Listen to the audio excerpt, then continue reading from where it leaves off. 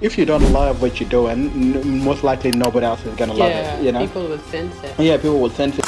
It's just so inspiring, to hear your story about coming from a background where you did not have all the tools and even basic things about money you did not have. I had it. Yeah. So having a property, living in it, it's not an investment. An investment is, if anything, that brings you passive income. Yeah. My relationship with money, I would just say broke. How could you be broke when you are there? One thing I've noticed about us Sudanese people, and African people in general, we connect the word money with, I would say, like spending. Yeah. Yes, people in general, we have the mindset of let's just spend the money and look rich. Yeah. It's important for people to keep hearing from people like yourself who are making it slowly. It kind of, sends a message across to different kind of people, the ones that are thinking, I can't do it. And if you could take the hands of time back, what is maybe a thing or two that you would do differently and it will put you in a different position today? There's a great drive that is driving you to do everything that you're doing, and legacy is what it stands out, because generations will come after you, that things will become easier for them than it is now for you or myself or any, first generations here. What would you say to, I know this is a silly question, but what would you say to your child and children and nieces and nephews, and then to everybody else who's watching, about all your journey, or what encouragement would you give them?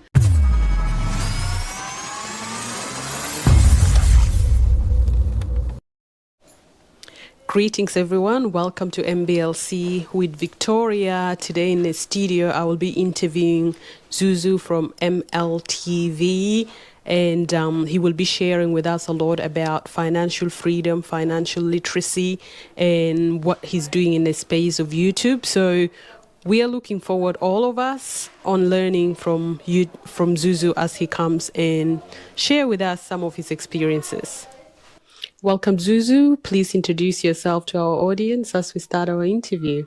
Thank you, Victoria. My name is ZUZU. I have a YouTube channel, ZUZU LMTV. So I do content creation, travel videos, motivational videos, and the reason my channel is called LMTV stands for Lifestyle Motivation and Travel Videos. Oh. Yeah, so that's what LMTV for. ZUZU is obviously my name. So yeah, I do motivation as well, to motivate people in terms of especially finances, financial freedom, and wealth creation and that kind of stuff. And also do a bit of traveling as well. Do you want me to explain how I started my YouTube channel? Of course. I've watched actually a lot of your videos. They're very inspiring, and I've seen some TikTok, shorts, and it really drew me to go and look for your actual YouTube channel. So I want you to speak a little bit about that. Like, how was that born? Did you always wanted to start a YouTube channel? Was it easy? If you can share your experience. Well, what motivated me to start YouTube was I used to travel a lot.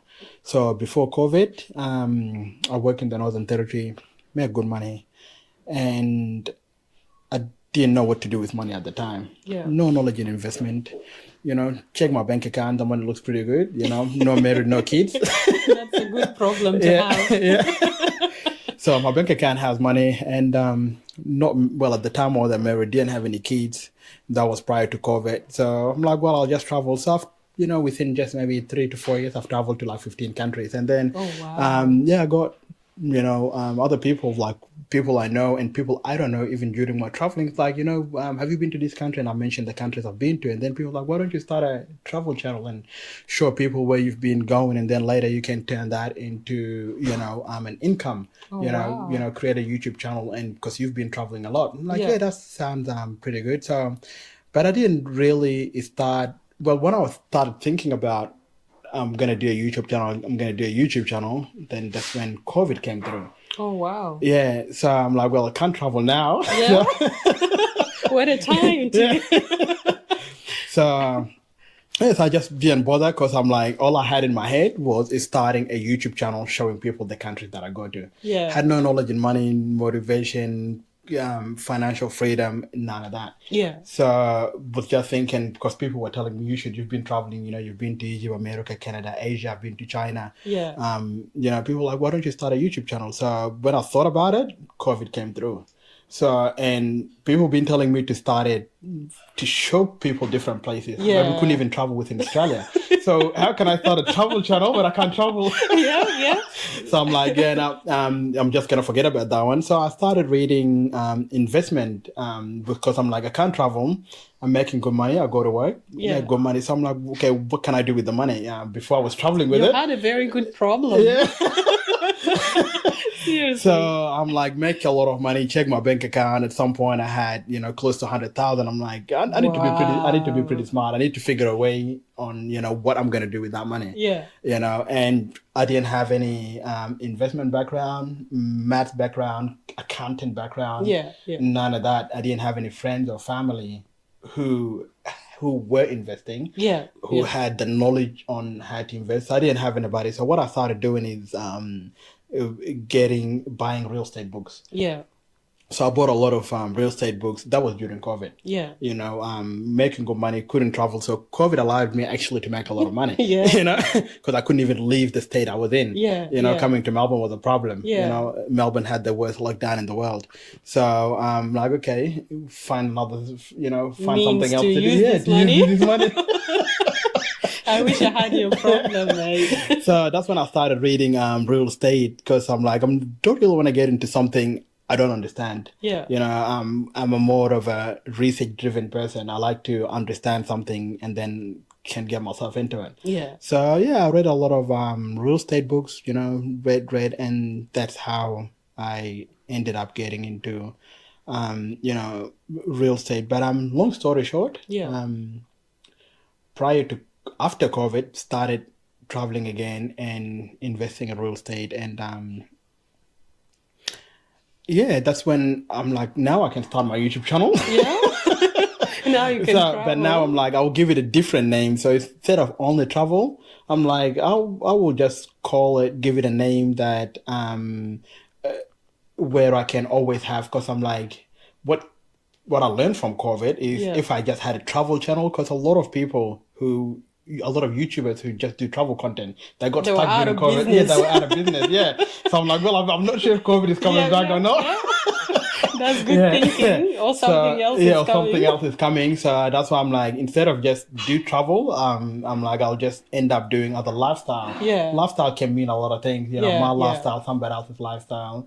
And then I'm like, motivation. Motivation could mean a lot as well. Whether through show, whether, motivating somebody through finances, it doesn't matter. Yeah. So that's how I came up with my YouTube channel. That was after COVID. I came up with the name LMTV. Lovely. So was it once you started, was it easy to kind of record? Because a lot of people think it's just easy. You just sit in front of a camera and and then you just upload and all good. And I know there are some YouTubers who do like that. I was one of them for a very long time. But I think there's a lot of technical things. Do you want to talk a little bit about what it takes? It's definitely not easy.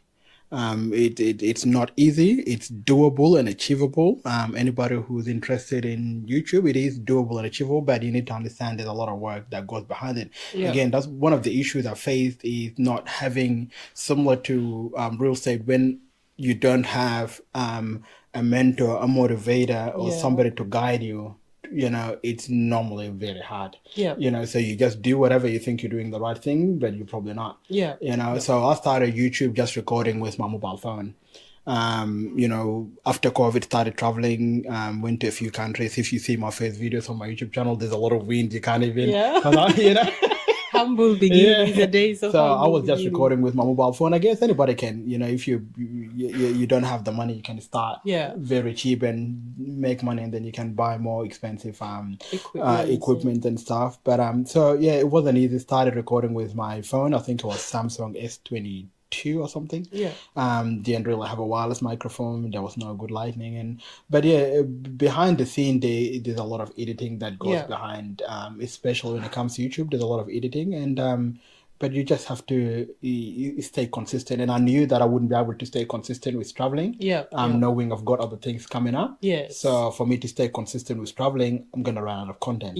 So that's why I'm like, I will, make sure my channel is inclusive of other content, which is what I do now. Is motivation and travel and lifestyle as well. But YouTube is not easy. Even until now, it's still not easy. It's still a lot of work. Wonderful.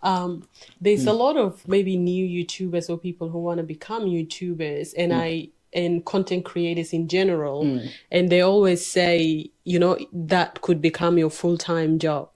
What's your experience about that, or what do you say to aspiring YouTubers who are, thinking, I can do this for full-time, I can quit my job? Well, 100%. So again, that I would say that would depend on their content, and so it depends on what people really want to see, the kind of content that people want to see. But making it a full-time job, you basically have to not have another full-time job. So if you have another full-time job and you want to make YouTube as a full-time job as well, having it becomes almost impossible to make enough money to live on from YouTube. If you have, like, for me, I don't make enough money from YouTube to live on because it's not my full-time job. You see, so and when I started it, I didn't start it as an income, because I've always loved photo editing and video editing. That's something I've always loved. I never went to school to study photo editing or video editing. And one of the things I'm like, I can also, use my knowledge in editing photos on Photoshop and having the knowledge on editing videos as well.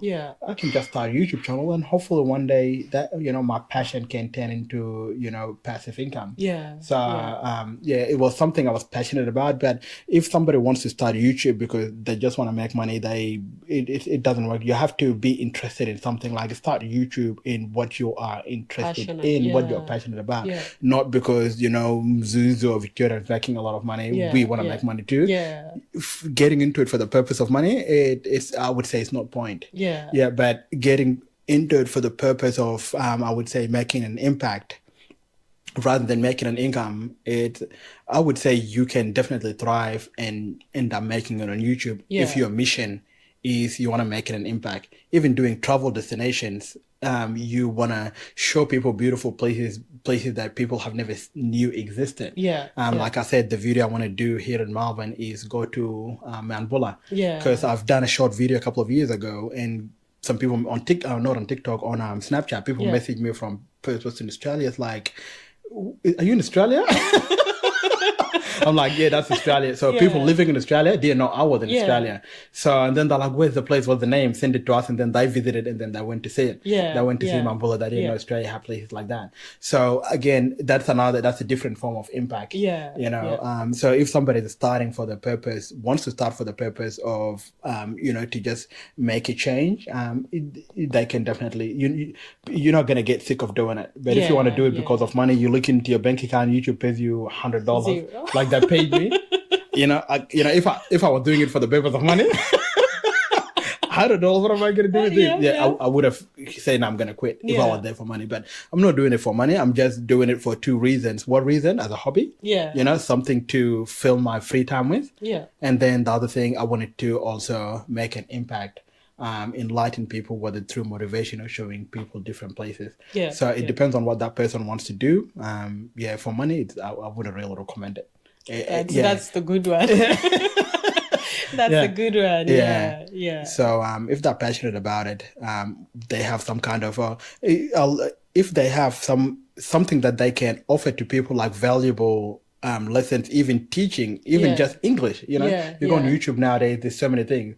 You know, Even you can eating in front of the camera. yeah, exactly. So if they have a valuable lesson that they can teach people, and Yeah. that's just what they want to do, they're passionate about it, all of a sudden they can just notice so many people watching. Because if you don't love what you're doing, most likely nobody else is gonna love it. You know, People will sense it. yeah, people will sense it. You just like you're forcing yourself to be in front of the camera, Yeah. and next minute there's no money. You're not gonna show up to you the camera quit the again. job. Yeah, Like, why, you why quit. should Yeah. I do the job Yeah. for free? So yeah, YouTube is not like going to a workplace. I see it. Yeah, you have to have some kind of a passion into what you want to do, like why you want to do it. Yeah. Are you passionate about what you're doing, or because somebody else told you, or because you want to make money? Yeah. So for me, if it was for money, I would have quit. And yeah, I've always been passionate about editing, and then I'm like, use my editing in a positive way to make a positive impact by also doing sharing nice stories, motivating stories, and hopefully I can enlighten and motivate other people. Wonderful. Yeah. And I can already see, the impacts that people are having through your videos. So well done for doing that. Thank you. Going a little bit back about the money, like you had one of the best problems anyone in this world will want to have, and that is to have close to $100,000 and not know what to do with it. I would have come and robbed you.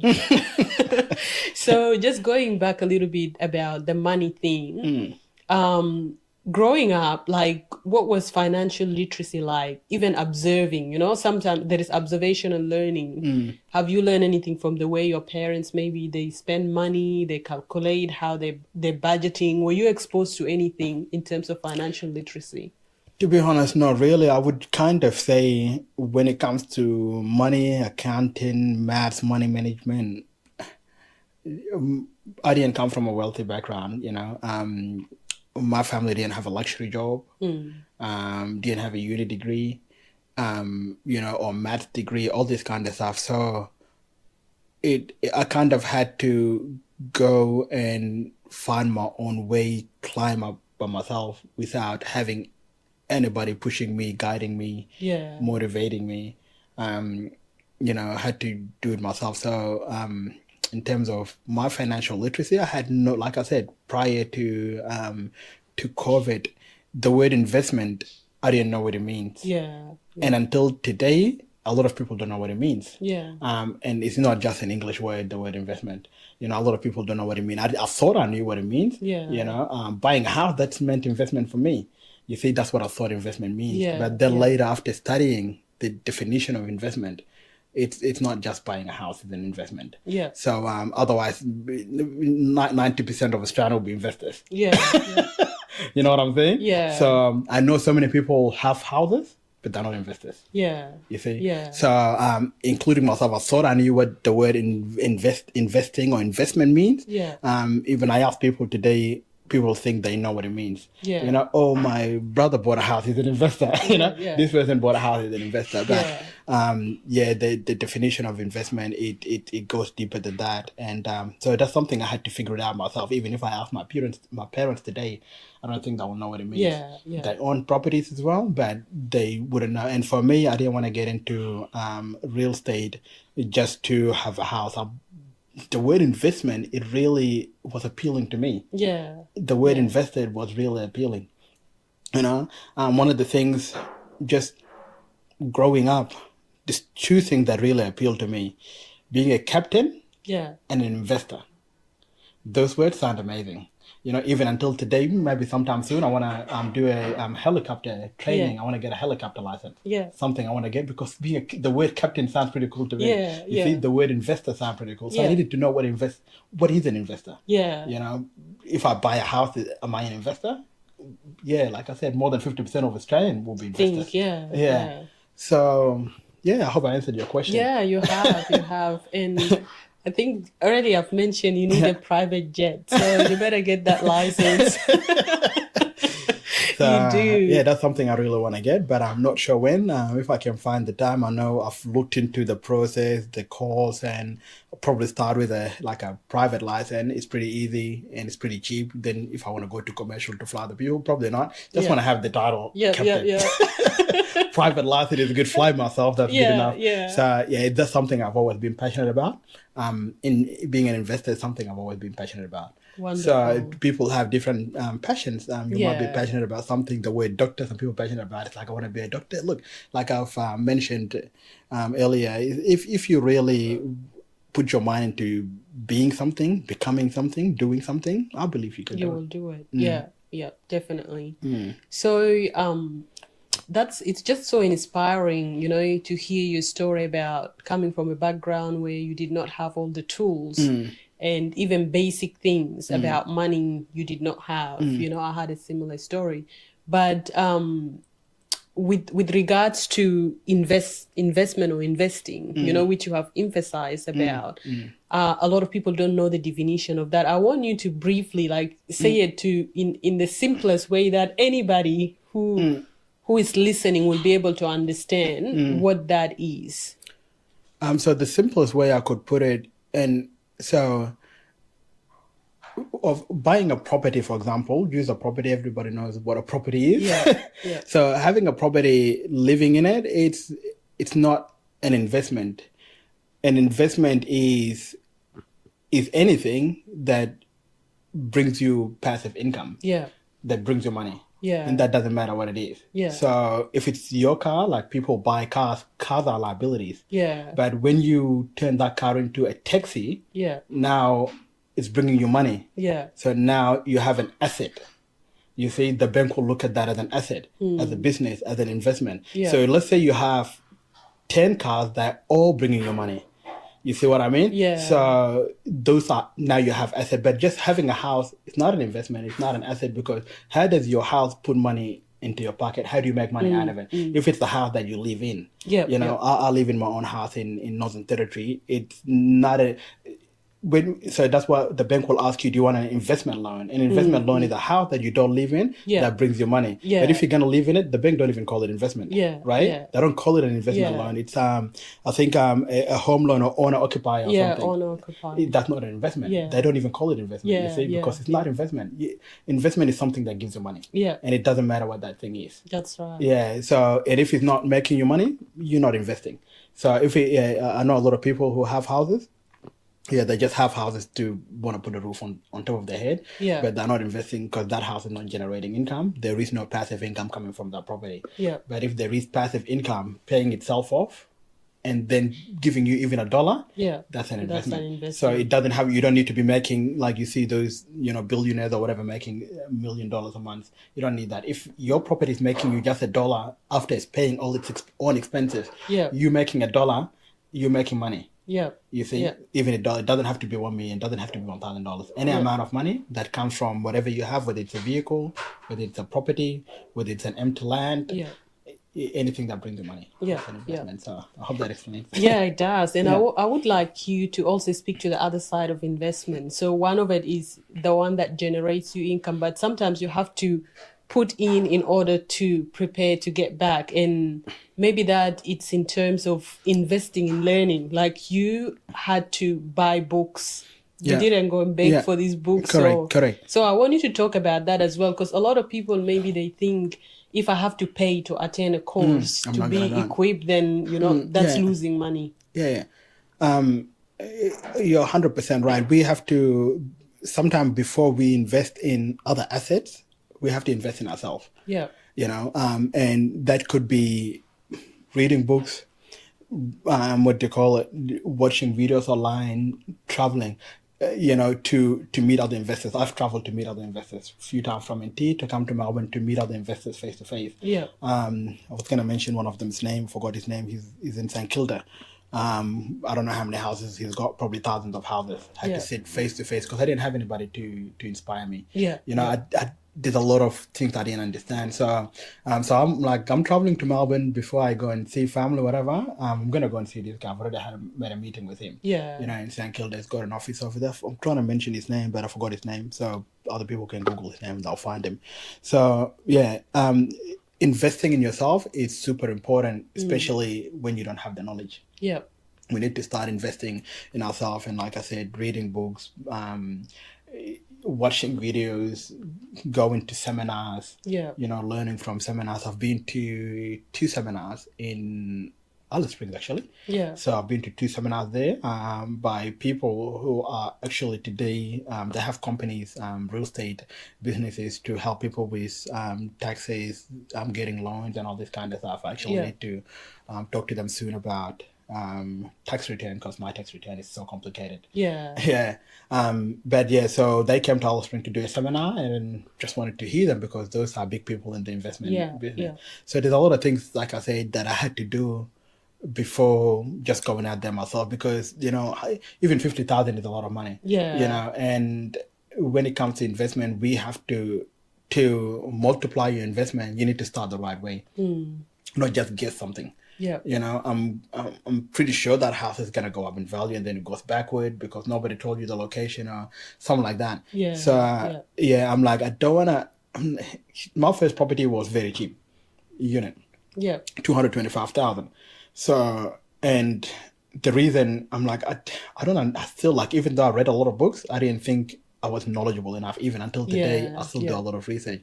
So I'm like, I don't want to put 700,000, or some people that just want to start with 7. For me, it wasn't about look at the car that I live in, what I've achieved. You know, it was like a kind of a learning process. Yeah. I wanted to see calculated. Yeah. So is this a good idea? I'm not sure. First time doing it, nobody talked to me, didn't have any friends, family who talked to me about this. I'm like, I'm doing it by myself. I don't even know. At the time I wasn't married, didn't have anybody. You know, sometimes when somebody's got a wife or husband, it's like 2 people can talk about it. It was just me talking to myself. You know. You know. So I don't know whether it's a good idea or not. Well, we're gonna figure it out. And as soon as I put my foot on the door, and thankfully I've done enough research, and I knew, had a bit of idea about investment, about capital gain, you know, and just had a bit of knowledge, equity and all that kind of stuff.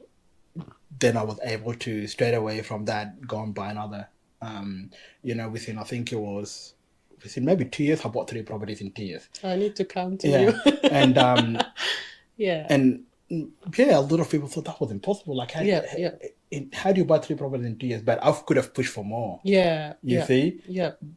I'm like, okay, I need to step back a bit, and it's a very, and like I said, it's something I was passionate about. So when you really love something, you would want to learn more about it, even though you think you know enough about it. That's because you love so much. I remember when I used to play video games, there's some games I actually go read the book about the games, because I love the game. Everybody knows GTA San Andreas. I don't know if you know it. Grand Theft Auto. You probably wouldn't know about games, but so it's a game that everybody knows. So I'll go and read a lot about the game. You see, so when you love something, you do a research. So if I'm gonna be doing a research about like a game, why not do a research when it comes to $200,000? Yes. You get what I mean? So a lot of people that might go and read about a small thing. Oh, I like to go to this thing. Let's read about the country, read about the soccer, about the basketball, about whatever. We love basketball. Let's read about it. But you go in to spend $200,000 on something you didn't read on. That's where you need to focus on.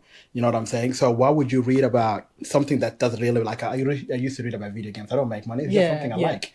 So, but when we love something, it's best to probably investigate it, research it, especially if you want to do it as a, especially if it's an investment. But if it's a house that you just want to live in, if it's a car that you just want to buy, if it's a something that's not really a business form. Guess it doesn't really matter, I would say.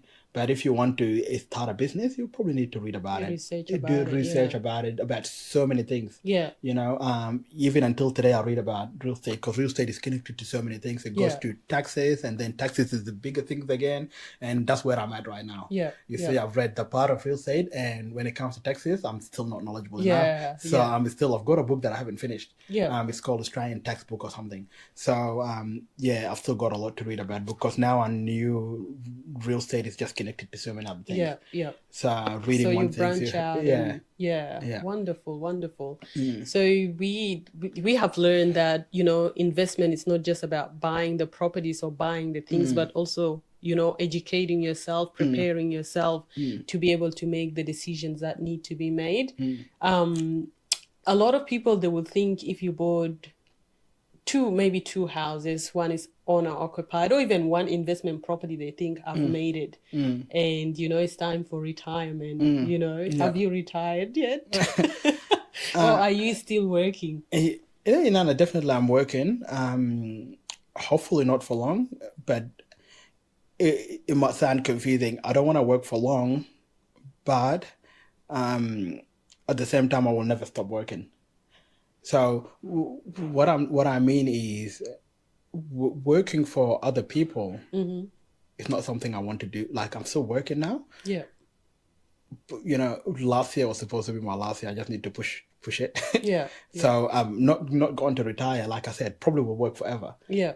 Just not for anybody. On your passion. Exactly what I'm passionate about. Yeah. You see, so that's basically what I'm saying. So I will the word retire. It means I will retire from working under people. Yeah. So retired from working under people. But have I retired? Well, probably will never retire. No. Yeah. Yeah. So because I still have to do something, and even if I'm gonna do a small thing that's gonna bring a small amount of money, that small amount of money is still not small. Yeah. If I put it over time, it's gonna benefit someone else. Yeah. It's gonna compound. It's gonna benefit someone else. Even if I have to give it to my kids. Yeah. Even if I have to give it to charity, to people back in Africa to start something. Yeah. You see, it's still good. So because, like I said, I'm all about making an impact, and if you know, not for my family, somebody else is going to benefit. Yeah, so I don't see why I will stop. Like, I can say I can stop and still make enough money to live, decent amount to live on. But if I do a bit of work, I'm not working for anybody, I'm working for myself. So why not? Yeah. And then make that extra money. Now I can allow other people to benefit from it. Yeah. Whether my kids, my brothers, my mom, I've got people. Yeah. You see? So I don't see why I should stop when I can help other people. And it's not like I have to go and lift or work under another boss who's going to tell me do this and do that. I'm just relaxed working for myself. So it's, I don't, the word retire is probably not going to happen anytime soon. Maybe when I'm 100. I was just thinking I wouldn't retire until I'm on the ground. Yeah, that's basically what I'm trying to say. Yeah, because so I'm just hoping to retire from just working under people. Yeah. So and that's something I would also encourage a lot of people to strive for. You know, for example, working under people is not. It's not a guarantee. Yeah. It doesn't matter the level of qualifications you have, degree, you can lose your job. You know, the business, the place you work at can run out of business. Just COVID gave us example. Yeah. COVID gave us example. There was a new airline, I'm not sure if you saw on TV, called, I was supposed to fly with it to Melbourne. It's called Bonza. It started December last year, because I was on the first flight. I did a video about it on my YouTube channel. Yeah. The first Bonza flight to Alice Springs, it was December 13th last year. Yeah. 2 months ago, they shut down in Australia. Everybody that worked for them lost their job. Wow. Yeah, so I was on the plane yesterday at the airport, reading why Bonza shut down. It says because they were on 100 million debt. Wow. It's on 100 million debt, so that I don't know, they couldn't pay it, whatever.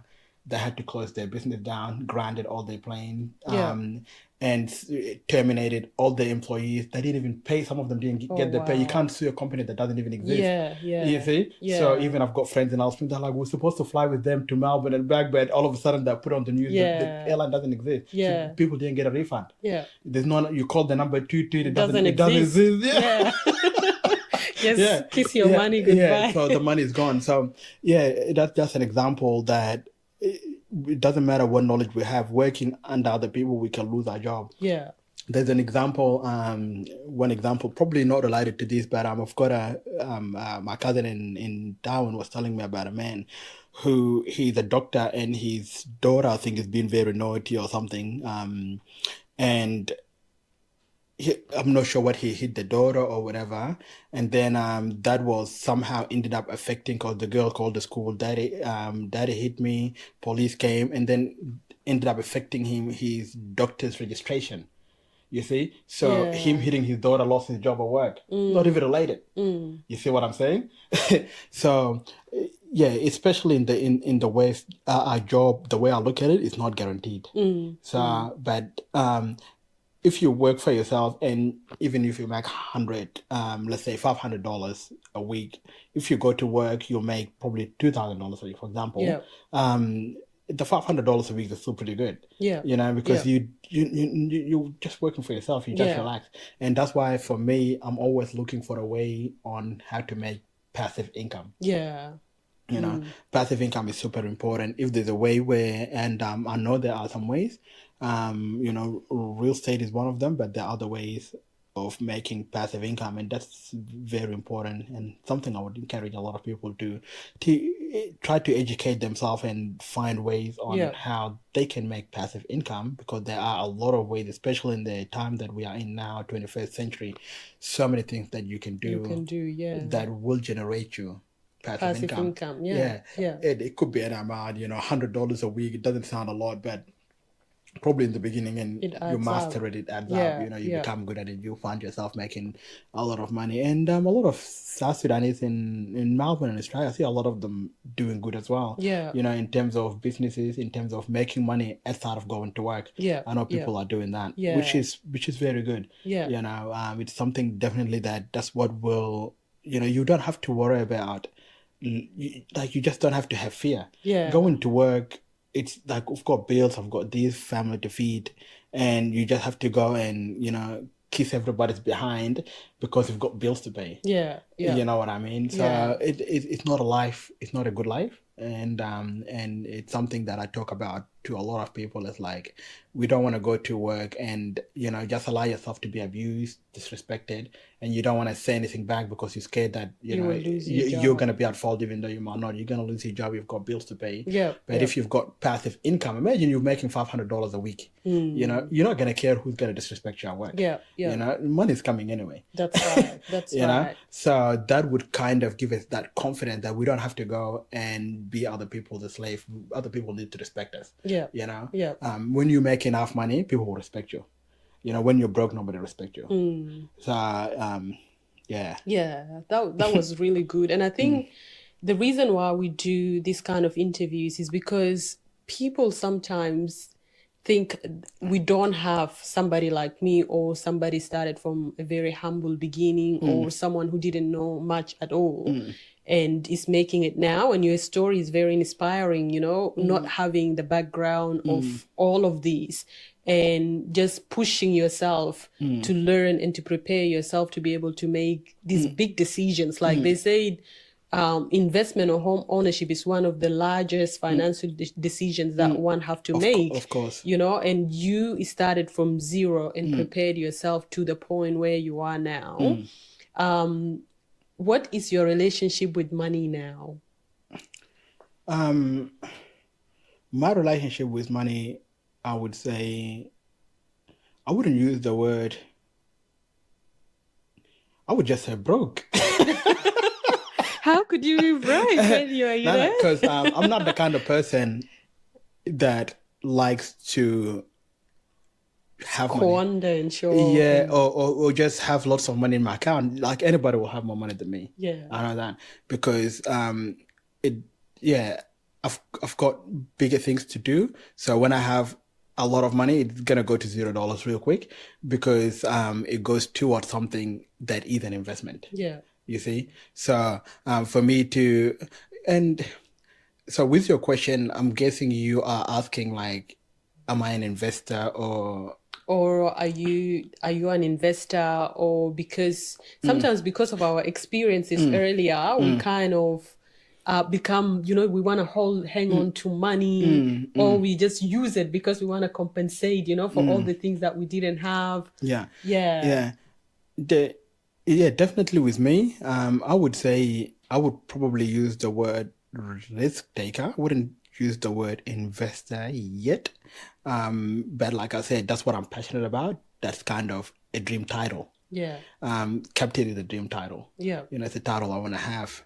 And but yeah, for as of right now, I would just say I'm just a kind of person who likes to take investment risk, but I would say calculated risk. Yeah. That's the kind of risk I that's where I'm at right now. I would just uh, briefly elaborate, might not be related to this, but one thing I've noticed about us Sudanese people, Yeah. we and African people in general, we connect the word money with, in I would say, like spending. Yeah. You see, so a lot of people make a lot of money, make more money than me. Yeah. You know, because there's people that when I tell them, like I've just bought, 3 properties in 2 years, they're very surprised, and some of them work higher positions than me. Yeah. You see, big managers, whatever. Yeah, yeah. They're just surprised, like it's just they don't have the mindset, and those are white people. But then when we go to like Sudanese people, the mind or African people in general, we have the mindset of let's just spend the money and look rich. Yeah. And I know a lot of people make money. They make good money, even in Melbourne here, everywhere. People make good money. That's a black Yeah. people problem. Yeah. So Mostly. and that's what I'm saying. Yeah. Yeah. So, but yeah, that, and it's just like I'm making a lot of money. And like I was saying to you before COVID, before I started reading about investing and investment, I was making good money too. Yeah. I was traveling with it, just basically spending it like Yeah. everybody else, like Yeah. what we do as black people, Yeah. I didn't have the knowledge making money. Let's look good on camera, let's travel, and even until today, I love traveling. Yeah. Something I Yeah. do, probably not as much because my money goes more towards investment. So traveling have reduced a lot, but a lot of people would just want to look good and trying to compete with other people. Yeah. That person has spent $600,000-700,000 on a house. I need a bigger house than that to show Yeah. them that my house is bigger and it's better. Yeah. You Yeah. see, but like I said, when I started with a very cheap property. Yeah. 225,000, because mine was more of a learning process. I want to learn. Yeah. And even until today, I don't have one house that is worth 700,000. Yeah. 600,000. No, I'm just kind of Building yourself yeah, up. going Yeah. up. Yeah. Going up a bit by bit. So, but yeah, we kind of have to disconnect the way we think, especially African black people, Sudanese people, disconnect how we associate the word money with let's just spend it, let's just Yeah. waste it. We need Luxurious to lifestyle. luxurious. Let's look rich. Yeah. Let's buy this big house and fill it up with Gucci couches. So What's the big cars yeah, and- and like I was saying, this is not investment. Yeah. People putting themselves in Liability. unproductive debt. Those are all unproductive debt. Yeah. Productive debt is that a debt that turns into income, brings you passive income. Yeah. But a debt that is just turns into a bigger debt. Yeah. You start from a small debt and it just expands. Now you have a bigger debt, and that debt is not contributing anything into your account. Yeah.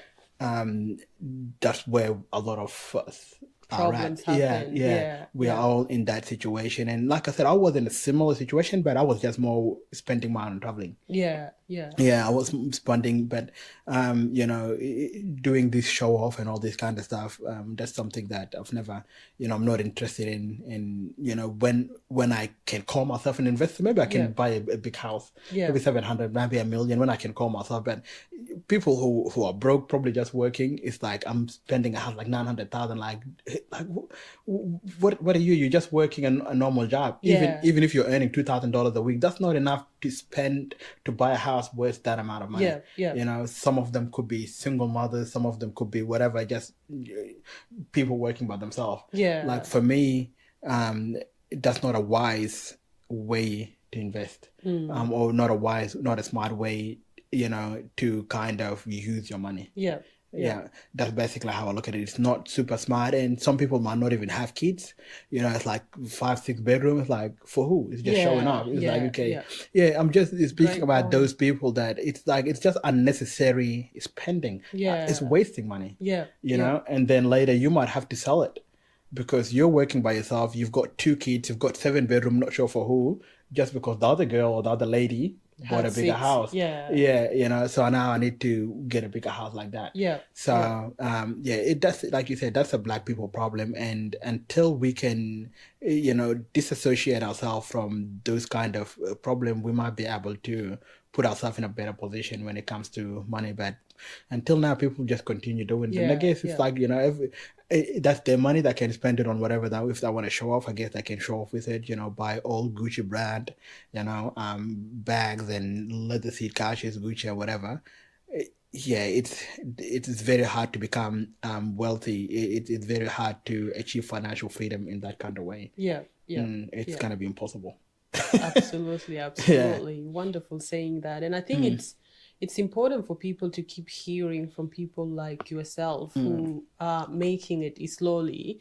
It kind of, you know, sends a message across to different kind of people, the ones that are thinking I can't do it, and the ones that are just playing with money because they never heard. Some people are really ignorant, not because they know and they don't want to implement. Some people don't know. This is the way that they think lifestyle is. But when they hear things like that, it might help them to start to take better, you know, decisions. And just to add to that, it's not only just the finances, things of it, but mortgage stress and financial stresses.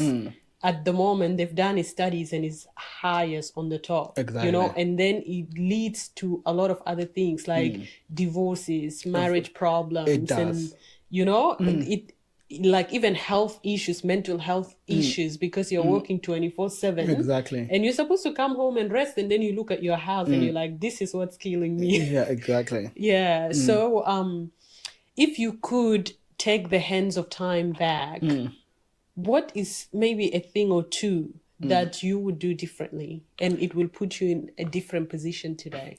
I would say I would have just started investing earlier. Like I said, there's a lot of people today, even before me, who are making good money, and until today they're still making better money than me, but they probably have $0. I have $0 like them too, but at least I've used my money in the right, you know, on the right things. But a lot of people would have just wasted their money. So what I would have done different, I would have started a bit earlier, probably done research earlier, probably read earlier, investigated earlier, and got myself, because if I did start earlier, I'm sure I would have accumulated a lot of properties by now, because back then to get a loan was very easy. The interest rate was so low. You know, properties were very cheap at the same time. So it would have been much easier. But it's not that I didn't have the money. I just didn't have the knowledge. So if I could rewind the time back, I would just start educating myself and get into it earlier. Even until now, I wouldn't say it's too late for a lot of people. You know, because Australia and the entire world, everything is going up in value.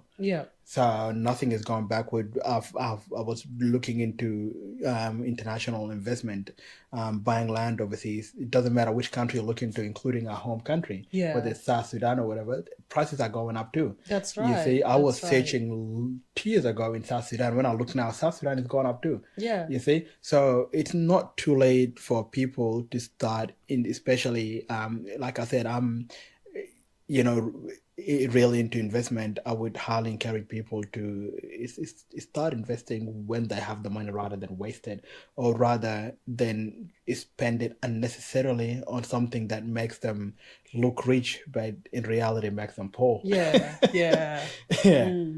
So that's so we don't want to spend our money on something that makes us look rich. Having an expensive car does make you look rich, but you're probably broke. You know the reality deep down. You know the reality deep down. You're not rich. You know, you can have a 7-bedroom house or whatever, you know, to look rich with an expensive car parked outside. It just makes you look rich, but you know yourself. You're, like you said, you probably can't sleep at night because you're thinking, how am I going to pay that car that's parked inside? So that's definitely, I would educate myself a bit earlier, and even now, for a lot of people, it's not too late. So many people can start educating themselves now. There's people out there that can ask, you know. I've got people that ask me, and I've got a lot of friends now that come to me and ask me certain questions. Yeah. And I'm like, it doesn't matter what time it is. You could be at the bank, you could be with the broker. If there's something that doesn't make sense, you can ask me, and I'm just gonna give you the knowledge that I know. Yeah. Something that I don't know, I'll be like, hey, look, go and read that book, or go and do this research. You're gonna get that answer, or speak to somebody who knows. But everything that I know, I normally just share it with people. That's right. Just only to my level of knowledge. Yeah. Like I said, when it comes to taxes now, there's a lot I don't know. Yeah. And I'm still learning. So if somebody asks me something about tax, I'll be like, look, to be honest, that I'm still not sure about that. I still haven't read a lot about about and you taxes. Do you really need to know about everything? And that's why sometimes investors and these wealthy people, they hire people to do so that things, exactly right? So that's something else. If somebody really interested in this, you can pay money to even to someone to teach you, to explain things to you. You can now they have what they call buyer's agents. But it's something and there's another course which I'm going to do soon. It's related to, it's just basically learning, improving my investment knowledge. It's a thing. Me and my little brother, we're going to do it, $6,000 course. It's just improve my knowledge into expanding my investment portfolio. Like you said, we can pay other people if you really want to. You've got the money. I would rather spend my money towards something that will end up bringing me more money either in the near or the far future, rather than in a car that just looks good that I have to sell it very soon because I can't pay it off. So that's right. That's right. That's a great answer. In terms of age, some people may think, I actually had people who asked this question, or I heard them saying, I'm already 40 years old. 40 is young to me, but anyways, some people will be like, I'm already 40, or these, like it's too late, especially when it comes to investment in real estate or even home ownership. A lot of people will think it's too late. Even if I have good job, it's too late. What do you say to these kind of people? What I would say is the reason they say it's too late because they don't understand. So, and people are scared of what they don't understand. So when you don't understand something, you're going to be scared of it. Like I said, I'm scared of my little brother now. He puts his money into those. I'm not, like I said, I don't know if it's crypto or whatever, but it's so easy for him. He's so happy. But if he tells me, I'm so scared. Even if they tell me $1,000, like that's a lot of money. Am I going to get that $1,000 back? You see? So I'm scared to do it, but he's like, no, that's easy. It's pretty cool. You make money and it's guaranteed. You see, but because he understands that's his area of his strength. Yes, because he did some courses, he invested in himself to learn, and it did a lot of research. Now he's basically an expert. You see? So I'm scared because I don't understand. And those people who are 40, they're scared to invest because they don't understand investment. Like I said, the word investment probably they don't know what it means. You see? So, and when you don't understand something, you will always be scared of. Even sometimes just places, I say to people, let's go to Bali. They're like, no, son, don't use this drugs, this. No, it's not like that. You are scared because you don't understand. You haven't seen it. Somebody told you. So people, that's similar with real estate. People will hear about, I've got mortgage, interest rate went up, and it sounds pretty scary. So did they do the research? They didn't. It's what Just they have heard. around, They never sat down to read a book. They've never even opened a YouTube channel to see somebody else speaking. They've never done any of that. They've just scared, probably heard on the news or rumors from my friend, my whatever, or probably somebody else have struggled. They think that they're going to struggle too. You see? So it's definitely not too late. It's definitely achievable. And people just need to understand what they get, and once I understand it, like not just open one page and throw out the whole book. Like if it's something that they really want to get into, I would highly encourage everyone to do a deep dive into what investment is. A deep dive into it, not just read one book. I read probably like 3-4 books. That's probably not even enough, and it's just because I started getting busy with YouTube, doing videos and stuff, kind of slowed down on reading investment. But I read at least 4 books. You see, completed them. Books about this big, finished all of them. You see, so but anybody who's really interested, they need to do some kind of research, and like I said, deep dive into it. Sit on the computer every day on YouTube. Go on Google, you'll find things. Try to connect the dots. you know, if it all actually makes sense. Yeah. You know, you hear it from that person, now the book says it, now somebody else says it on YouTube, now with some on you. So try to connect rather than just getting your source from one location. Or that auntie said that, you know, or that uncle said that, that means now it's too hard. And our communities are good at that. Yeah. So basically that's what I mean. So for me, my knowledge, I got it from people who have what I want to have. Yeah. You see, people who are already up there. Like, I want to get there. That's the person. Like, how did they get up there? I want to speak to them. But I'm not. I wouldn't speak to somebody who's got one house and I want to have 5. Yeah. That person really can't educate me on how to get 5 houses when they didn't even have five houses themselves. That's right. You see, so that's how I look at it. And like I said, I've read a lot of books, and one of the books has got a number of the person who wrote the book. Yeah. I called them that were in Oakley. Wow. You see, so their number was on it, and they were very happy to share. So there's resources out there that can educate us. Yeah. You see, and I ended up meeting another person, like I said, and everything they're saying, it's very similar. Yeah. You see, and now it's up to me to do my own research to confirm.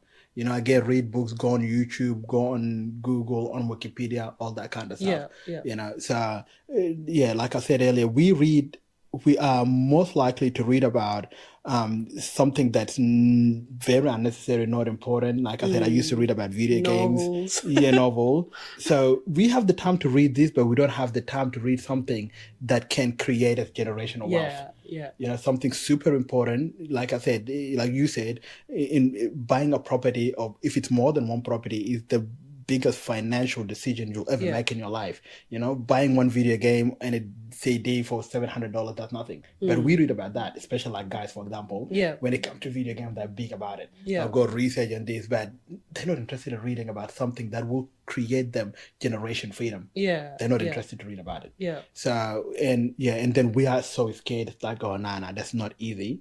You didn't read about it. You read about something that's not important. Yeah. Why don't you go read about what's important? And then you come and tell me if your mindset is still the same. Yeah. You know, once you understand it, like I said, understand it properly.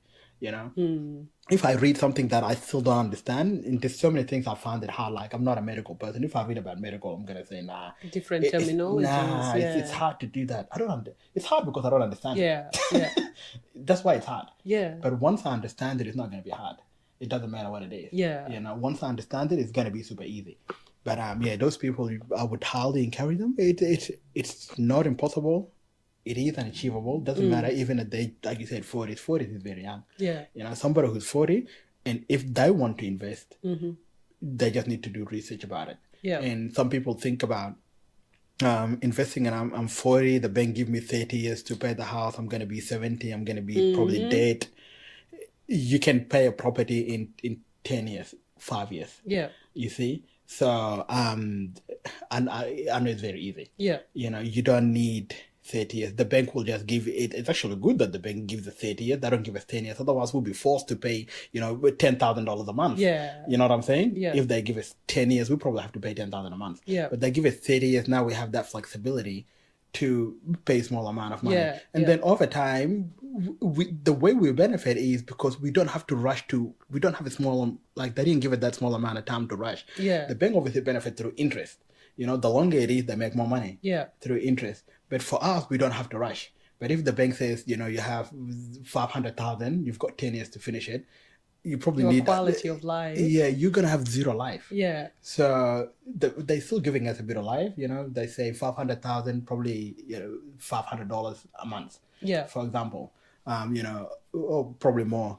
But at least we still have life. But 30 years, you don't. If you do your research, you understand certain things. It doesn't take 30 years to pay. Yeah. Myself and a couple of other people, I know people who have paid properties in 4 years just by going to work. Yeah. You see? Yeah. I love watching and learning from these people. Yeah. So, yeah. It's doable. It's 100%. Yeah. The way I look at it is super easy. One example, everybody would do it. There's a lot of investors would do things differently, but the way I look at it myself is, if somebody wants to finish off one property, they just need to acquire more than one. Yeah. Acquiring more than one property again, it's unless if people want to go for like those luxury houses, expensive houses. Yeah. But when you like, for me, I want to go and invest in WA, because I'll never leave there. I've got properties in places I'm not going to live there. Yeah, It's just yeah. because on paper looks right, but investment is not something we need to be emotionally attached to. Yeah. Yeah. Good If I'm point. going to say, oh, this location, that person says is not good, but if it's going to bring passive income, That's it. that's all that matters. If Yeah. it's going to go up in value, that's where I need to go. Yeah, So yeah. that's the kind of research I do. That's the kind of research a lot of people need to do. Yeah. You see, so there's a couple of places in WA. I will never move to WA. I don't care Yeah. about WA. Yeah. I care about money. Yeah. You know, so it's Good going to bring me point. money. I care about that. Yeah. But for me to move to Perth, I don't care about Perth. I care Yeah. about money that's going to help me now, that's going to help my kids into the future. That's right. You see, I will benefit, my kids will benefit, my mom will end up benefiting, my dad, my family will benefit. Yeah. That's very important to me. Yeah. How good the location is, well, I'm not going to live there anyway. Not next to school, there's no Woolworths nearby. I don't really care because Yeah. I'm not going to be there anyway. Yeah. It's somebody who's going to be there that can figure it out. They can deal with it, you know? That can deal with it. Yeah. So there is even an app, I'm not sure if you know about it, it's a website, CoreLogic. I'm not sure if you know CoreLogic. It's a website where you pay a membership. I'll normally pay only when I want to buy property. You go in there, you put the property's address, and then it would give you comprehensive data about that property, how much it is today, and is that the right price that you should be paying now, Yeah. and how much it's gonna be in the next 10 years. And also, it would tell you that the workforce or the job opportunities in that area, is it a good area? Yeah. So if it all adds up, it's a good area in terms of money. Yeah. That's a good area. Somebody says, it's very far from my family. I don't care. Like, I'm not gonna live there Yeah. anyway. You're not emotionally attached. Yeah, I'm not yeah. emotionally attached to it. And it's business as well. It's business at the end of the day. Yeah. A couple of years later, sell it out, whatever extra money I make, $100,000 I can make in 1 year, Yeah. and I'm still going to work. Yeah. I can make 100,000 at work now, make 100,000 from over there. Yeah. So that's what I mean. It's just one way that people can think about. That's what I wanted to mention. But I'm sure if people do their research, they will find there are other ways too. Yeah. Yeah. You see, I'm not gonna say I know everything about real estate.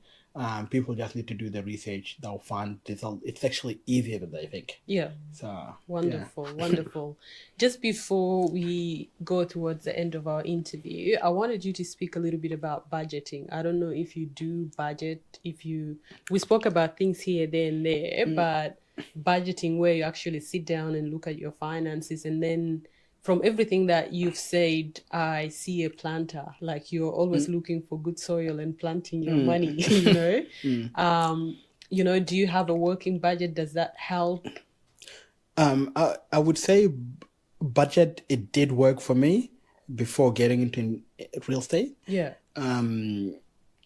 It does help, but now I just need to have like I said, I need to have enough money because I've got so many bills. Yeah, yeah. So when I get paid from work, including the other real estate I have, I need to make sure everything is being paid for. Covered, yeah. And extra. Yeah. You see? So they pay for themselves, I'll go to work and pay extra in all of them. Yeah. And then, because obviously I'm not paying rent, I just need a little bit of money that I can go make sure I can buy food and whatever. Yeah, yeah. You see? What's the word? There's an offset account. You would have had an offset account, yeah? So I don't have an offset account, but some people, I'm not sure if you do have an offset account, but I used to. You used to have an offset account. I didn't see the benefit because I read about it. I just, like I said, I like to research it. Yeah. But again, I'm not going to benefit anything from that. Just put my money into the loans. The offset accounts, I don't pay interest. Might as well just put it directly. Yeah. But so as long as you've paid all your bills, that's how I do it. Paid all my bills, and then I've got enough money that will take me for enough time. But then at the same time, I know with my real estate, I will always be able to access money because I'm so far ahead. Yeah. You see? So even though I might have $500 or $100 in my account, probably what I have right now. Yeah. Yeah. But if I really need money, I can access money. Yeah. If I really need to get into money. Yeah. So I know I can access it. Just I don't need to play around with it. Don't need to play around with it. But if it's super important, I can access money, but most of the time is just out of my reach. Yeah. And I don't think I've gotten, because I don't see what I need to do with money. Yeah. Yeah. having money in my bank account, like I've mentioned earlier, I'd rather have that towards Invested, yeah. have that invested. Yeah. And I've got other investment opportunities coming up, but that's because it's still not confirmed. I'm gonna mention it on a probably future video. Yeah. But yeah, so I'll just put my money. I've got other investments that I'm doing. Yeah, real estate, that's what I'm doing now, but I've got other things which, yeah, until it's cooked properly. Don't It's want to talk about marinated well. don't want to talk about something that's not cooked, and then somebody will ask me later. You mentioned that on the Someone will video. go Where and is add it? some more salt into it, and then So, but yeah, even now, I guess budgeting. If somebody wants to get into investment, it will definitely help. yeah. Yeah, for them to budget, to be able to save the right amount of money, so they know what their spending is, and because all this kind of stuff the bank will look into anyway. Yeah.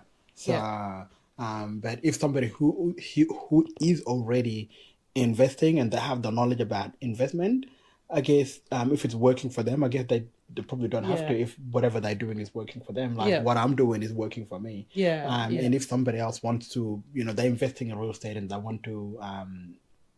want to budget, again, if that's working for them, there's nothing wrong with budgeting. That's all I can say. Like, I'm not saying it's bad. It's just, it's not something that I do. Well, I guess I can call it's budgeting because I always make sure that I have enough money. You know what? That covers, and that's what that is budgeting is. So I guess I do. After it's I pay all just my that you're not very fixed on it. Like it's my, drive for everything. Exactly. So you have awareness of what you have and where they're going, and that's what budgeting is. It's really. One more question. I hear a lot of people, especially young people our age, saying you need to get credit card, you need to buy things through these afterpays and different things to build up credit. I usually hear the credit things with Americans more, but now I'm hearing Australians talking about that. And to me, sometimes it sounds like an excuse. But given you've been through the process of purchasing few property and investing in other things, do you need to have a credit card really? Absolutely not.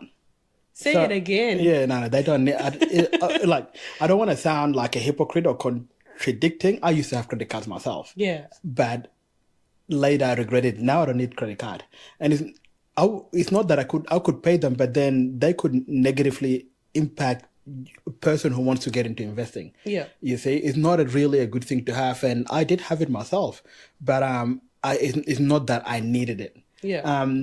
If you were to ask me, I think maybe, like you said, maybe it was just something cool. Because we mentioned before, we black people, we like to always look rich. Yeah. And think that we are rich. Yeah. Having a credit card that has $10,000, you're not rich. It's not your money.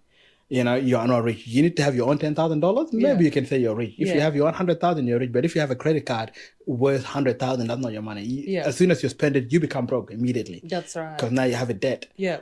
And the interest rate on a credit card is higher than on normal loans. Yeah. So if somebody wants to get a $10,000 credit card, probably better off to get a $10,000 loan. Yeah. You see, if people don't believe me, they can go and confirm that online. Look at a $10,000 loan and a $10,000 credit card. The interest rate is so high on a credit card. Yeah. So it's a dumb thing to have. But I did have it, and I knew later I'm like, that's pretty stupid. Even with Afterpay and all that kind of stuff. Yeah. It's just like credit card. That's pretty stupid too. Yeah. When I wanted to buy my first property, I'm not sure if you've experienced that. I've cancelled I knew that I have to cancel my what do you call it? My Afterpay, ZipPay. I don't know why I had them. Yeah. I've had all of them. I've cancelled all of, like, paid them off, cancelled them. Then I went to apply for the loan, and then my broker said on your bank statement shows that you are paying what do you call it?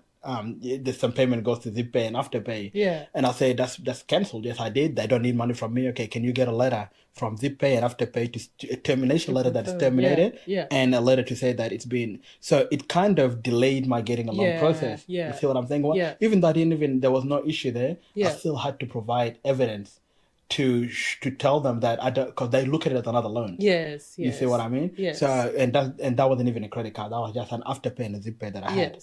So it was just annoying because it just got on the way. I had to contact them now. I had to wait for a letter. They had to send me a letter by post. Yeah. Termination letter, and then one of them to just say that this person doesn't have any outstanding amount. So, and then I had to give it to my broker. I had to show the bank that this guy doesn't have any of these. So it is very important for us to know that those things Could will negatively yeah, impact. Yeah. can affect especially if somebody, and if it was longer than 6 months, it wouldn't have affected me bad because the bank were looking into 6 months of statement. Yeah. So, and I've probably shut it down like 3 months. Yeah. And then after that I went to get to get a loan, and then they could still see that on my statement. I thought it was still active. I said, Yeah. that account is not active. It's Yeah. it's closed. I had to provide evidence. So yeah, having a credit card, zip pay, afterpay, even though zip pay and afterpay you might not have high interest or no interest on them, because I think they have zero interest until when you don't start paying at the right time, then you start to incur interest. But normally there's no interest. You've got 4 payment, you have to pay it in 4 months, no interest on that. But having a credit card, the interest rate is super high. Okay. That's one thing that people don't understand. They don't research. It's just like, oh, I went to Harvard and I bought this big TV with this, what they call it, $5,000 TV. They give me some credit card or whatever. And they make it so easy to access it. And again, people don't research. When you go and look at the interest rate on those things, it's normally higher than a normal. Like I would rather actually go and get a $5,000 loan. If, for example, if I was given the option, would you take a $5,000 or $10,000 credit card or a $10,000 loan? I'm gonna take the $10,000 loan, because when you look at the interest rate, the $10,000 loan will have a lower interest rate than the credit card. Yeah. So, and it's not, and if somebody can't afford to buy something anyway, might as well just save or just not have it, because it's not like you're getting the credit card for a medical emergency. Yeah. You know what I mean? So if it's somebody's critically sick, they need payment immediately. And in Australia, we don't really need it because our health system is pretty good. Covered. It's covered. So people just get credit card. I have no idea. If it's for an emergency, and an emergency is like, that person is gonna die, or if somebody needs to be rescued. I will go. You see? I've almost made a credit card very recently, but it was for an emergency because there was a mistake that the bank made. Took a lot of my money and I needed money immediately. Took a lot of my money. So when I contacted them, they're like, oh, it's a computer mistake. We're gonna pay you back. That money will come back, but it takes 2 weeks. I'm like, 2 weeks? I need the money now. You see what I mean? I need the money right now. That's it. It's their mistake. It comes back to me in 2 weeks. I needed not in 2 weeks. I needed it. So I'm like, what should I do? So I was gonna go and make a credit card because it was an emergency. So, but to just make it because you want to go and buy nice clothes, luxurious life. That's pretty stupid. That's good. I know that in many years to come, and there's a great drive that is driving you to do everything that you're doing, and legacy is what it stands out, because generations will come after you, that things will become easier for them than it is now for you or myself or any first generations here. What would you say to, I know this is a silly question, but what would you say to your child and children and nieces and nephews, and then to everybody else who's watching, about all your journey, or what encouragement would you give them? It's a future thing, but I know that one day... No, that's not a stupid. I don't see. That's an amazing question, actually. That's beautiful. As a parent myself, and a lot of parents out there, so that's one thing. Like my daughter, she's very young. She doesn't speak. She wouldn't know anything. But to a child or my child, one thing I would say to them, I would try to kind of ask my child, like, when kids are growing up, we tell them, what do you want to be when you finish high school, right? And it's a question that I was asked very recently. I heard that question on my dad's house. I'm not sure. Somebody was asking my stepbrother, like, what do you want to do when you finish high school? So, and I think to me that question already kind of puts them in a direction to become workers. Because now we're asking them, what do you want to do? They want to be a doctor. You're working under somebody. You want to be, like I said, a pilot again. It's not your company. You're still working under somebody. So if there is a way where we can ask that question, for example, like, what change would you like to make in this world when you grow up? So now it makes them think in a different way, rather than what job do you want to do? They can say, I want to be a truck driver. I want to be a doctor. Yes, it doesn't matter. being a doctor, you're still a working class. Yeah. So, and a lot of billionaires, because they are in a very high position, they don't want their kids to be workers. You see, but because we are not billionaires, we are workers ourselves. We ask questions to our kids that make them workers like us. So because we are not up there yet, but if you were up there, I'm 100% sure you don't want your child to go to work. That's right. You want your child to make an impact, to make a change in this world. I'm not sure in what form, but that's what you would want. Your kids to make some kind of impact. But, I go to work, and my dad and everyone I know goes to work. I don't know any billionaire. I don't know any millionaire. Probably don't even know any thousandaire. Yeah. So we are all workers. So the way we talk to our kids in a way where what job we want them to do. Yeah. So that's what we all tell our kids. But it's not something that I'm going to tell my own child. I'm not sure how people will tell their kids, but I'm not going to limit them. Yeah, so I'm going to give them a limit. Yeah. Like, what job do you want to do? I want you to be a doctor. Yeah, I'm still putting them as a working class, like myself. Yeah. So that's how I look at it. But if I said to them, what things you would want to change in this world, what change do you want to see in this world yourself? What things you want to change? It's a harder way for them to actually. But if you say, what do you want to do? I want to be a soccer player. I want to be this. I want to be a celebrity. I want to be a rapper. Those are still working under somebody. Yeah. Everybody's working under somebody. But when you are the one making changes, then people working under you. And then people comes and work under you. When you are the one making the change. And then your name will always be up there. It doesn't matter, even after you die, people will say that person, the change started from that person. That person started making those changes, invented this thing, implemented this thing, all this kind of stuff. Even we've talked about business before, even just, starting a business. It's itself a business. We are making a change as well. We just don't see it. You see, it's maybe you don't start with $1 billion business, but you're starting small and then it's expanding. You're making an impact. Woolworths is changing lives, feeding us. You see, Samsung is a business, but the inventors are changing lives. What's his name? Mark Zuckerberg. Making a change in the world, connecting the world. He made a change in the world. You see, that's totally different. You see, but if I just said I want to go and work for Mark Zuckerberg, I'm going to work under him. But how about think about being like him? Make a change. He made a change. But we need more people to come and make changes in the world, or to make a positive impact, to bring new things into this world. That's one thing I would highly recommend. If parents can, not exactly like how I'm saying it, but speak in a way, thinking bigger in a way that would inspire the kids too. When the kids, their comprehension level is big enough to understand things, you're not going to speak to a 1-year-old child about that, But when you think they can understand things, when you start asking them those questions, you will actually see the answers. It's probably going to be different than I just want to go to. That might say, I want to, cure cancer. That's not a job. That's a life-changing thing, achievement. That's not a work. That's not work. Well, and people say there is cure to cancer, but I'm just using that as an example, right? So you want to do something in the world that even once you die, people will say, oh, that person is the one that started curing cancer. It was the first person that did this. Mark Zuckerberg started this. You've mentioned Steve Jobs before about iPhone. You see how you're mentioning their name even after they're gone. You see, their names stays forever. So because they made a change in the world. But do you know who works in the iPhone company? If they die, we don't know them because they did nothing. That's right. Because they just workers like us. You know, if we go today, nobody would remember us. Because we were working under someone. That's right. But once you made a small change as Victoria or somebody, you will always be remembered.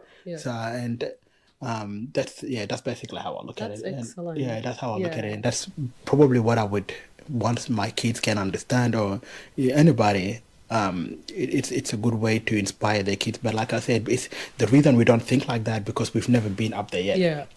We have never been there. You can't give what you really don't have. We don't have. That's what I'm trying to say. But a lot of millionaires who are already there, that will never want to see their kids work. That would want to see their kids make some form of changes, whether it's negative or positive. it's a change that they started. Some of them will make a negative change, actually. Like people say, somebody starting Corona, or coming up with like Elon Musk with Neuralink, the brain chip, and people look at that as a negative thing. Yeah. Trying to make human robots or whatever. Those are still changes. Yeah. And it They'll normally the still be rich people, remembered it for will that. still be remembered whether it's negative or positive. It's still a huge change. And some people will still see a certain change as positive. Yeah. Some people will be like, why would you want to implement a chip on a human brain? Yeah. That's a demonic thing. Yeah. You know what I'm saying? And some people see it positive. Yeah. But those are just examples. But normally the rich people think like that. Yeah. And that's what they want their kids to be. Yeah. But we want our kids to go to work. Yeah. Yeah. We have a lot of work to do. Yeah. Just give them job and they'll probably get sacked from their job for whatever reason, COVID or whatever. You can lose your job at any time. Yeah. So basically that's wonderful. I hope that answers your question. That's actually an excellent answer. Finally, thank you so much actually for making time and for everything that you've shared today. Very wealth and very rich, points that you've given. And I'm sure those who listen and take, even if one, increments, it keep adding, take it and go work on it and implement it, and it will work for you, and like you said, everybody's unique, but we gotta not just use our money to show off, there's better ways to use the resources that we have. So for you that would look for you, I'm sure after watching this, a lot of people may want to talk to you. Where can they find you? ZUZU LMTV, my YouTube channel. That's active. I might not upload a lot. I'm busy with family, other commitment, but I try to keep my viewers, up to date with what's going on and all that kind of stuff. But ZUZU LMTV. I upload some TikTok as well. Again, that's ZUZU LMTV. And we've got a Facebook page that's not really active. Hopefully in the near future I'll start uploading on it. My Facebook fan page is also ZUZU LMTV. My TikTok is ZUZU LMTV, my YouTube channel. But my YouTube channel is more active, so people can also leave comments. Or I've got my email address on my YouTube channel if anyone wants to reach out to me about anything that we've discussed today, or about anything else on my other videos that have questions, by email, or I'm more than happy to respond to anybody. So Wonderful. Thank you so much. And he's very responsive. So thanks for the wonderful time that you had with us here. And for you guys, to find me, you can go to MBLC on Facebook. Facebook page is very active, and also the same MBLC on YouTube. Thank you guys so much for your time. Awesome. Thanks a lot for the interview, Victoria. That was amazing. Thank you.